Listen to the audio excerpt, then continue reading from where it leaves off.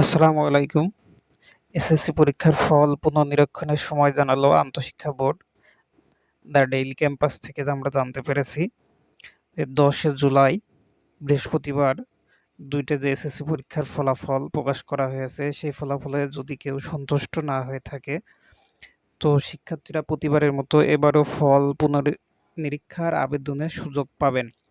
ফল নিরীক্ষণের জন্য এসএমএস এর মাধ্যমে ১১ জুলাই থেকে ১৭ জুলাইয়ের মধ্যে আবেদন করা যাবে।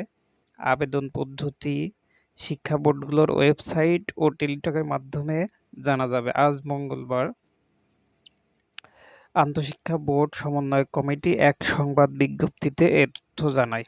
বিজ্ঞপ্তিতে বলা হয়, মাধ্যমিক ও উচ্চ মাধ্যমিক শিক্ষা বোর্ড ঢাকা, রাজশাহী, কুমিল্লা, যশোর, চট্টগ্রাম, বরিশাল, সিলেট, দিনাজপুর, ময়মনসিংহ, বাংলাদেশ মাদ্রাসা শিক্ষা বোর্ড, বাংলাদেশ কারিগরি শিক্ষা বোর্ডের এসএসসি ও সমমান পরীক্ষার ২০২৫-এর ফলাফল প্রত্যেক বোর্ডে প্রকাশ করা হয়েছে এবং ফল পুনর্নিরীক্ষার আবেদন কেবল টেলিটকের মাধ্যমে করতে পারবেন। এর জন্য মোবাইল মেসেজ অপশনে গিয়ে আরএসসি লিখে স্পেস দিয়ে বোর্ডের নামের প্রথম ৩ অক্ষর লিখে স্পেস দিয়ে রোল লিখতে হবে।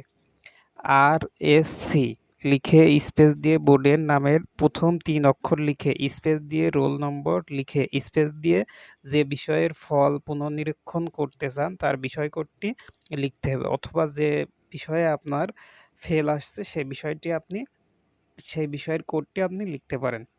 যদি একাধিক বিষয়ে ফল পুনর্নিরীক্ষণ করতে চান, সেক্ষেত্রে কমা দিয়ে বিষয় কোড লিখে তা ১৬২২২ নম্বরে পাঠাতে হবে। প্রতি পত্রের জন্য আবেদন ফি ৳১০০।